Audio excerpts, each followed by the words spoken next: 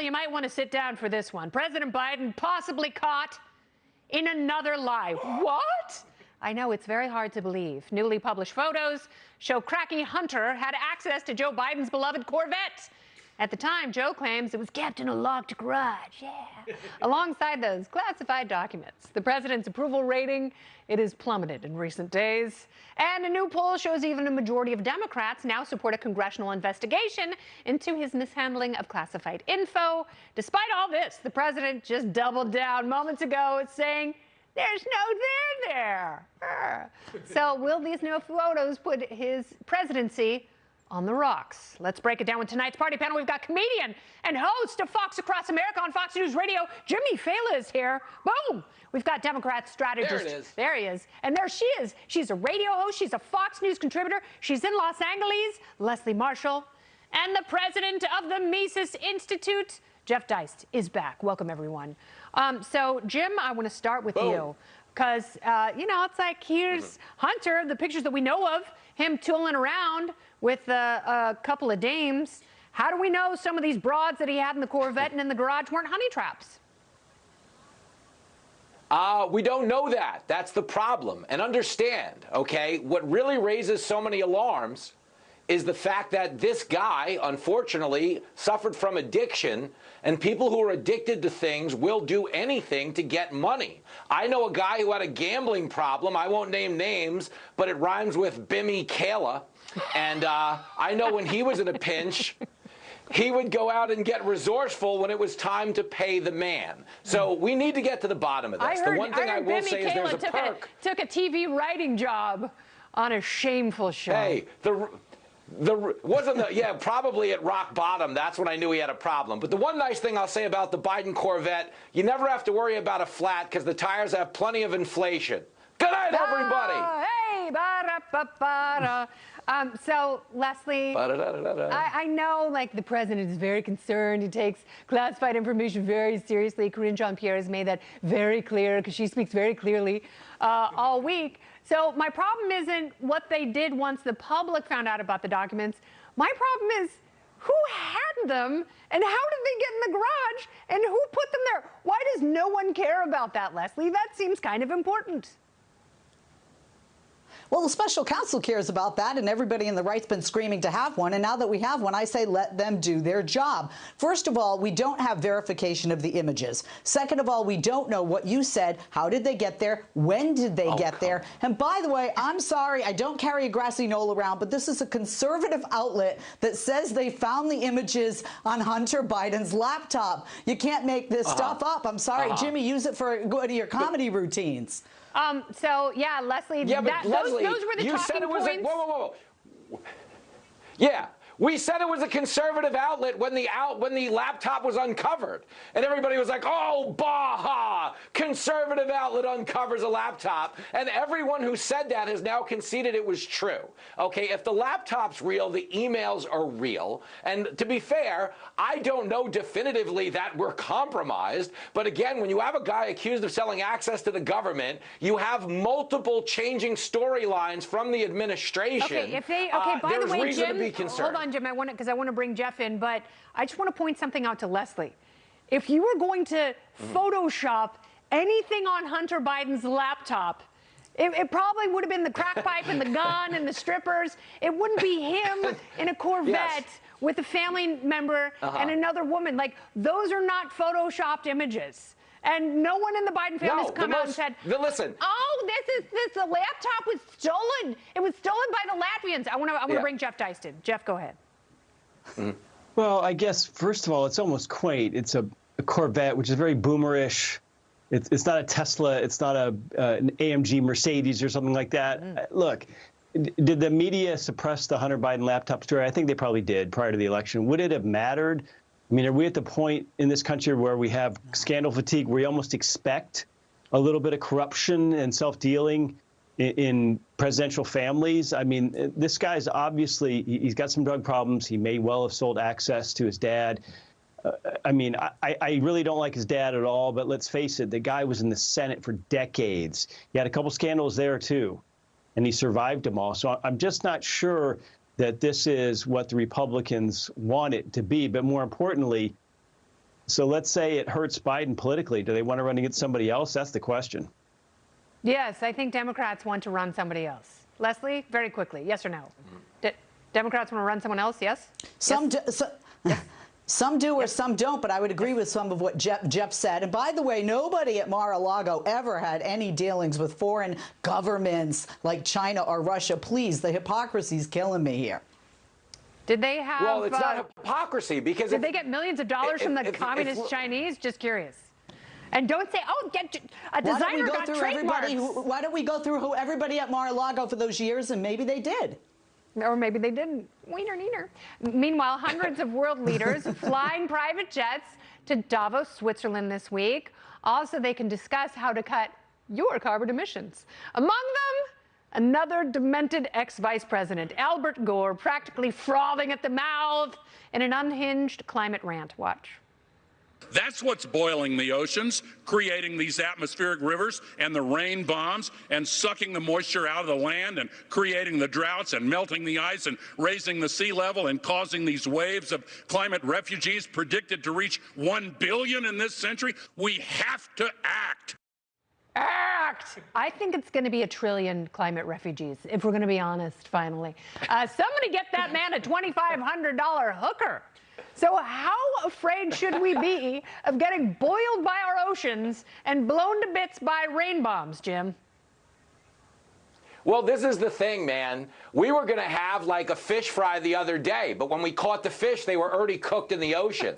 So on a selfish level, it's denying me one of my favorite pursuits, which is cooking. Al Gore is a clown in smaller-sized shoes. Let me explain this to you. When it comes to the climate, the whole grift is that they're a bunch of apocalyptic preachers. The world's going to end.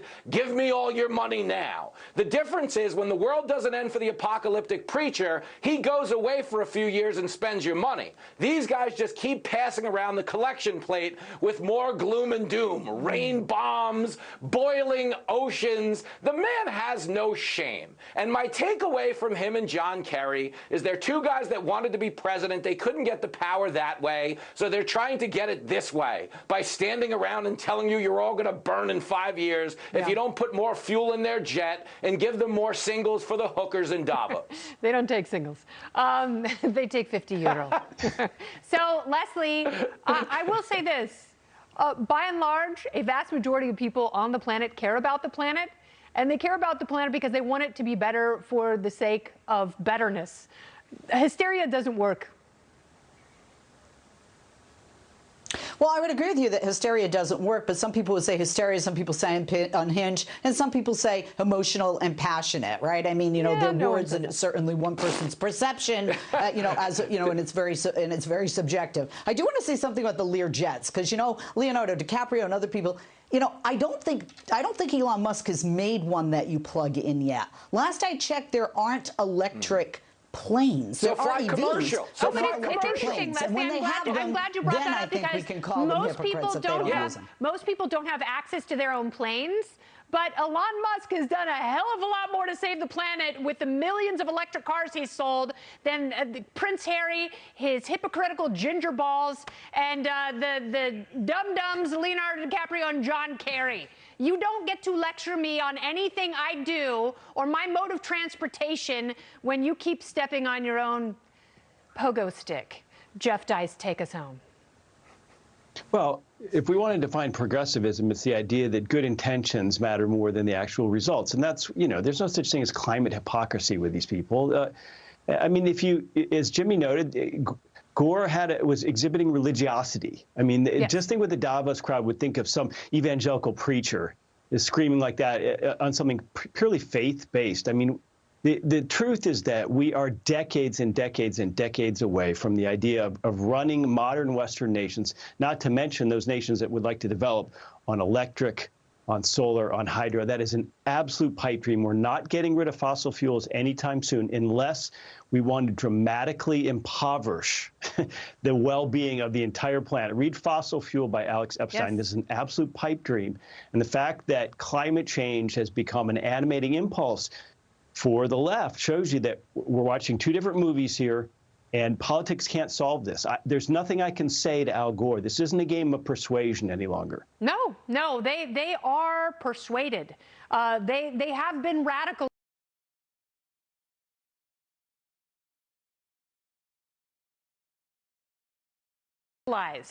Their orthodoxy knows no bounds other than to shame everybody else into submission, unless the everybody else includes China and India, because we don't get to shame them, and they're going to keep growing and polluting and opening coal plants and everything else. So we have to at some point succumb to rationality, God forbid. Panel, don't go anywhere.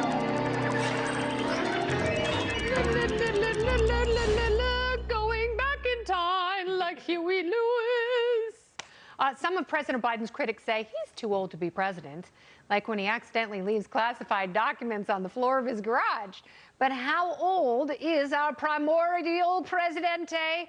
We are setting the record straight with America's favorite game show, Biden Time. I will ask the panel, what's older, Joe Biden or a particular product, invention, or historical event? Whomever guesses the most correctly gets a one-year subscription to America Online. You've got mail. Jimmy, Leslie, Jeff, you ready to play, party people? Let's get them. That's what I want to hear, Ready Jim. as will be. All right, here we go. Question number one, this is for Jimmy. Which came first, Joe Biden or the world's first hibachi restaurant? That's a great question. Oh, I hate those hibachis where they hit the shrimp into your mouth like you're a seal at SeaWorld. Who wants a shrimp? I hate that. Biden came first. Biden came first. That is correct. Jimmy's on the board. It's won the first hibachi restaurant opened in Japan in 1945. It was brought to America by Benihana, Steve Aoki's dad, in 1964. All right, question two for Leslie. Which came first, Joe Biden or frozen yogurt? Leslie? Well, I love hibachi, and I love frozen yogurt, and I think that Joe Biden came before both of them. He did. Interestingly, it was called Frogurt, introduced by entrepreneur H.P. Hood in the 1970s. All right. Jeff, this is your question. Are you ready? You better believe you are. Which came first, Joe Biden or the Christmas song Jingle Bells? Dashing through the snow with Hunter and his blow. Oh, the garage we go. Yeah, I mean, I'm thinking old-timey piano music, Emporium music. So I'm going to say the song precedes Joe. Everyone is on the board. You got that right. From 1850, composed by James Lord Pierpont. How exciting. Before the Civil War. Yeah, Jim, here's your next question. Which came first, Joe Biden or the computer mouse? What? This has to be a trick question. And I'm going to say C, Hillary's laptop. I feel like there's a classified information joke here. I'll go Biden, and I know I'm losing in a trick for some reason. No, you're not. The first computer mouse prototype built in 1964. Joe Biden built in 1864. All right, Leslie, which came first? Joe Biden or Frank Sinatra's first #1 hit song? Oh, that's a tough one, Leslie. Oh. I don't know. I think Sinatra's hits were like in the 50s, so I'm going to say Joe Biden. Wrong! No, 1940, Sinatra's first #1 hit song, I'll Never Smile Again. And that's because he got hit in the mouth by a gangster. All right, this is for Jeff Deist. Which came first, Jeff, Joe Biden or the Hindenburg disaster? Oh, another tough one. Wow, that is a tough one. You know, I'm just imagining all those people well, let's jumping, imagine quicker. and imagining that yeah, I mean, there's a couple metaphors there, but you know, dirigibles, helium. I'm going to say that the Hindenburg's got to be before Joe Biden. Yep, just by a few years. 1937. Yeah, it was a very sad time. I remember it. I remember the coverage. It was a tough time for America. Jimmy, here's your next question. Which came first? This is so great. Joe Biden or Pakistan?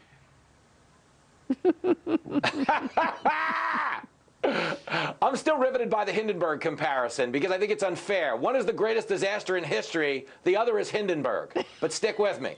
I'm going to say Pakistan for the win. No, Joe Biden came first. It was formerly part of the British Indian Empire, created in 1947 as a homeland for Muslims of British India. There we go. Leslie, which came first, Joe Biden or the world's first bungee jump? What fun. I'm going to say Joe Biden. And Leslie is tied with Jimmy. And did I give Jeff a point when I shouldn't have? No. Everyone's got two. Two for you, two for you, two for you. The first bungee jump was undertaken in 1979 by the Oxford University Dangerous Sports Club. And that's gone. All right, Jeff, this is for you. Which came first, Joe Biden or Woody Woodpecker? Keep it clean, Jeff. Woody Woodpecker. Okay. You know, I'm thinking of the cartoons that came before the movies. Very right? good, They used Jeff. to play cartoons before movies. Yes, thank you for walking us through Woody the process. Woody Woodpecker is not silent, right? There's narrative. Yeah. So we're not talking silent Heck, movies, that and Joe's doesn't not get quite you. that old. Dang. I'm going to say barely Woody Woodpecker. And he'd barely be right. 1940, created by Walter Lantz. Last round. This is worth 2 points each, even though Jeff is in the lead by 1. All right, 2 points. Everyone gets 2 points for their correct answer. Which came first, Jim? Joe Biden or unleaded gasoline? Wow, I should know this as a guy who sniffs gas as a hobby. I'm just going to guess, and I'm going to say Joe Biden. And you're right. You now have 4. Jimmy's in the lead. Leslie, which came first, Joe Biden or Rocky Road ice cream? I'm going to say Joe Biden. No! Rocky Road ice cream, introduced in 1929 by William Dreyer. He used his wife's sewing scissors to cut up walnuts and marshmallows. What a kink. All right, Jeff, your last question. It's worth 2 points. You can win the whole thing with this. Which came first, Joe Biden or pickleball? Well, Joe Biden and pickleball, I think, are, again, these are closely correlated He does have pickle phenomena. balls, but we're talking about the sport. I mean, it's just exploding amongst the oldsters, and it's a way to repurpose tennis Okay, courts. so I mean, let's go ahead and give me the answer. I 'cause we're gotta running out of say, time. I gotta say, Biden came first. Oh, Jeff, you win the game! Joe Biden came first. Pickleball not introduced till 1965. What a night for freedom. Congratulations, Jeff. You get the bottle of Centrum Silver or wherever the hell we said we were going to give you. Thank you, need it. Jimmy, Leslie, and Jeff. We got Beautifully hosed. done. There we go, chef's kiss. Stop the steal.